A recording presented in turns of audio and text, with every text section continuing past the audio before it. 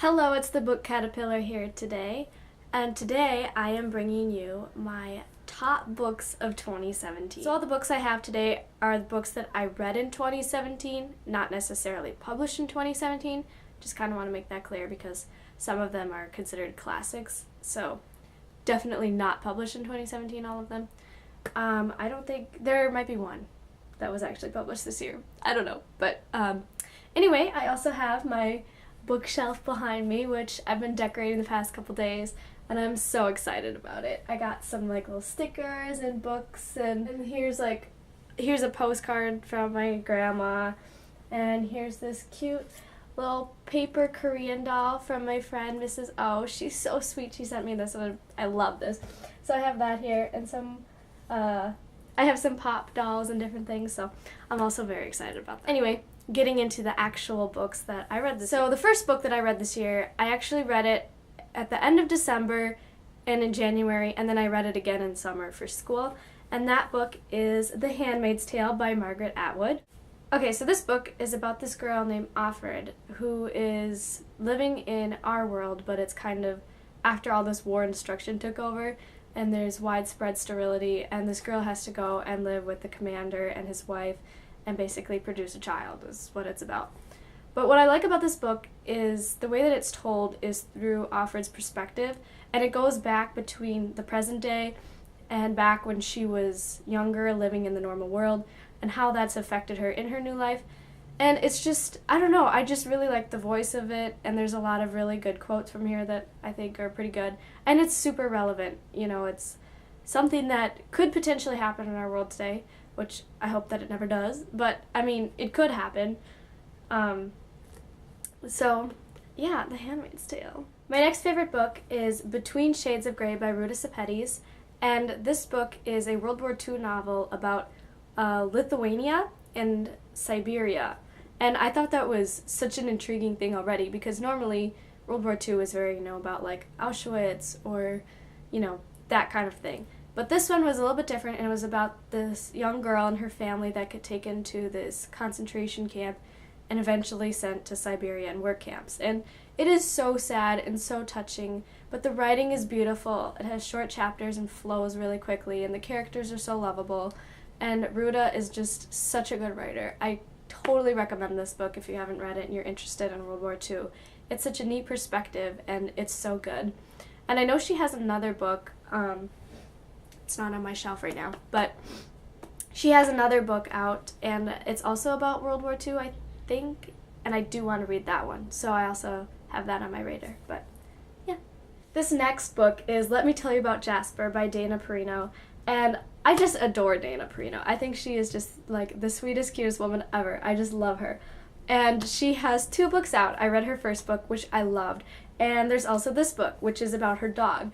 And this book is so cool because, she talks about her first dog, Henry, and even, like, her dogs when she was a child.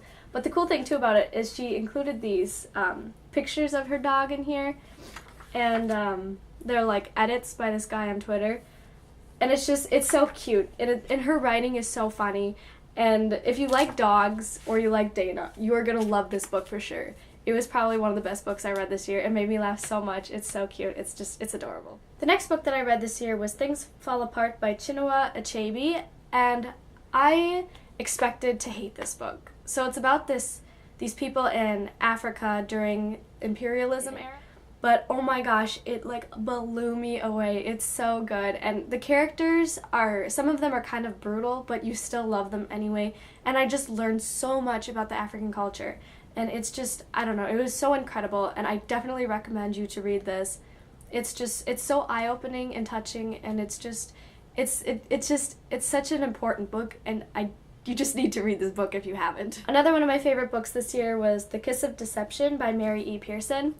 I read her other book in this series, which I also loved, and I'm currently reading the 3rd book, and it's so good. So it's about this girl, this princess, who is supposed to get married, but instead she runs away and ends up living in this town, and in this town there is the prince and the assassin, and they're both trying to court her and kill her, and it's confusing, but it's so good, and you don't know who the prince or the assassin is, and I don't know, it's such a, it's YA, but it's so good, and the writing style is actually really nice and really good for YA, and I definitely recommend this book so much. If you like YA or you think that YA is stupid, you should read this book, because this one is not stupid at all. This one is so good, and the whole series is good.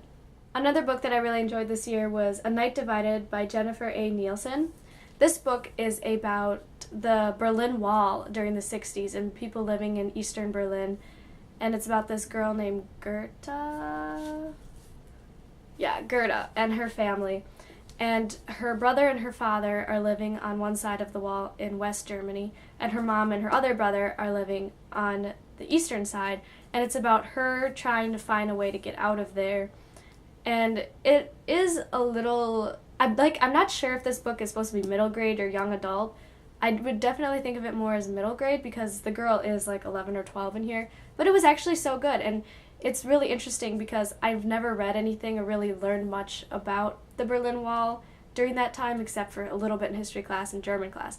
But this actually gave me a perspective of what it was like to live there and how it really was super communist there for a while. And I think that people forget that. So, I don't know, I just think it was kind of an interesting book, and if you're interested in Germany or anything like that, I would definitely recommend you pick this one up. The last book I read this year was Walk on Earth a Stranger by Ray Carson, and this book is a magical realism about this girl, Leah, that is, her parents are killed, and she's trying to move west to California for the gold rush because she can sense gold. That's like her magical ability that she can do. And it's basically just the journey of her trying to get there and trying to stay clear. Her evil uncle is trying to take her and, use her for her magical abilities. It's about these characters, and there's just so many characters, and they're so different from each other, and they're so distinct, and you just love all of them, and even the ones that are kind of mean, you still love them. And it's just an interesting journey, and some things worked out a little too well, I will say that, but it was definitely a really good book.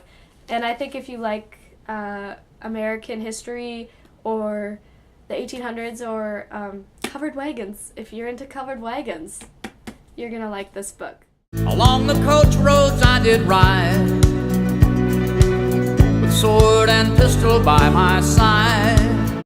So that's all I have for today. Let me know if you've read any of these books and liked them or didn't like them, what you guys thought about them, or let me know some of your favorite books that you read in 2017.